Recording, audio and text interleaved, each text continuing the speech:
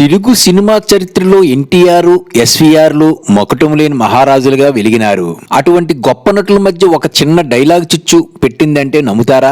అవును, ఆ డైలాగ్ వల్ల వారిద్దరూ 3 ఏళ్లు మాట్లాడుకోలేదట. ఇంతకై ఏంటా సినిమా అన్నది ఈ రోజు తెలుసుకుందాం. తెలుగు ఫిల్మ్ ఇండస్ట్రీలో అద్భుతాలు చేసే నటులు చాలా మంది ఉన్నారు, కానీ చరిత్రలో నిలిచిపోయే మహానటులు మాత్రం కొందరే ఉన్నారు. ఆ లిస్ట్ లో ఎన్టీఆర్, ఏఎన్ఆర్లతో పాటు ఎస్వి రంగారావు కూడా వస్తారు. ఒక రకంగా చెప్పాలంటే ఎన్టీఆర్ నెలవారీ జీతానికి పనిచేస్తున్న టైంలోనే ఎస్వీఆర్ రెమ్యునరేషన్ బేస్ మీద సినిమాలు చేసేవారట. ఎన్టీఆర్, ఏఎన్ఆర్ల కంటే కూడా ఎక్కువ రెమ్యునరేషన్ అందుకున్న నటుడుగా ఎస్వీఆర్ కు రికార్డు ఉంది. ఆయన సెట్ లో అడుగు పెడుతున్నాడంటే పరిస్థితి గంభీరంగా మారిపోయేది. ఎస్వీఆర్ డైలాగ్ చెప్పాడంటే క్లాప్స్ పడాల్సిందే. ఎన్ని పేజీ డైలాగ్ ఇచ్చిన సింగిల్ టేక్ లో తనదైన స్టైల్లో చెప్పగలగడం ఎస్వీఆర్ కు వెన్నతో పెట్టిన విద్య. ఎస్వి రంగారావు తర్వాత ఇండస్ట్రీలోకి వచ్చిన ఎన్టీఆర్ కూడా అంతే. అప్పట్లోనే సినిమాల్లో ఎన్నో ప్రయోగాలు చేశారు ఎన్టీఆర్.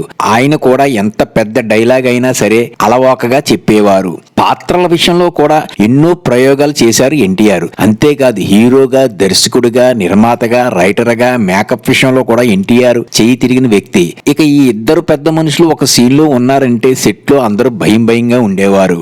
ఎన్టీఆర్, ఎస్వీఆర్ సీన్ అయిపోయేదాకా అందరికీ టెన్షన్ తప్పదు. ఇద్దరు స్టార్స్ ఏదైనా పౌరాణిక సినిమా చేస్తుంటే ఇద్దరు సన్నివేశాలు ఒక దగ్గరే ఉంటే పోటీపడి నటించేవారు. పెద్ద పెద్ద డైలాగ్స్, పద్యాలు అలవాకగా చెప్పేసేవారు. వీరి కాంబినేషన్ లో పాతాళ భైరవి, మాయాబజారు, పాండవనవాసం లాంటి అద్భుతమైన ఎన్నో సినిమాలు వచ్చి బ్లాక్ బస్టర్ హిట్స్ అయ్యాయి. ఈ క్రమంలో ఒక సినిమాలో ఒక డైలాగ్ వల్ల ఎన్టీఆర్, ఎస్వీఆర్ మధ్య విభేదాలు వచ్చాయని మీకు తెలుసా? డైలాగ్ విషయంలో మాట అనుకుని ఇద్దరు 3 ఏళ్లు మాట్లాడుకోలేదట. అంతేకాదు ఎస్వి రంగారావు అయితే తెలుగు సినిమాలు చేయడమే మానేశారట. ఇంతకీ ఆ గొడవ కారణమైన సినిమా ఏదో కాదు, పాండవనవాసం. అవును, ఆ సినిమాలో భీముడిగా ఎన్టీ రామారావు, దుర్యోధనుడిగా ఎస్వి రంగారావు నటించారు. సభా సన్నివేశంలో ఇద్దరు స్టార్స్ ఎవరికి వారు తగ్గకుండా నటిస్తున్నారు. అప్పుడే ఎన్టీఆర్ 4-5 నిమిషాల పద్యాన్ని అలవోకగా చెప్పేశారు.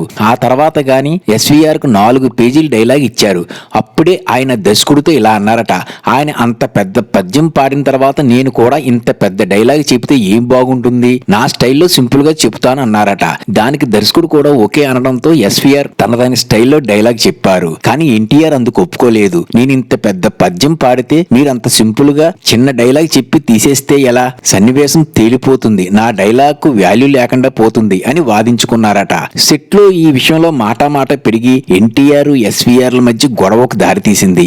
అప్పటి నుంచి ఇద్దరు మాట్లాడుకోవడమే మానేశారు.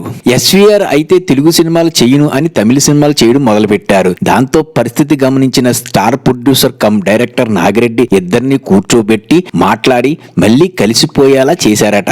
ఈ విషయాన్ని ఎస్వీఆర్ మనవడు రంగారావు ఓ ఇంటర్వ్యూలో వెల్లడించారు. తనకు కూడా ఈ విషయం ఇండస్ట్రీలో పెద్దలు చెబితే తెలిసిందని ఆయన అన్నారు. లైక్, సబ్స్క్రైబ్ చేయండి.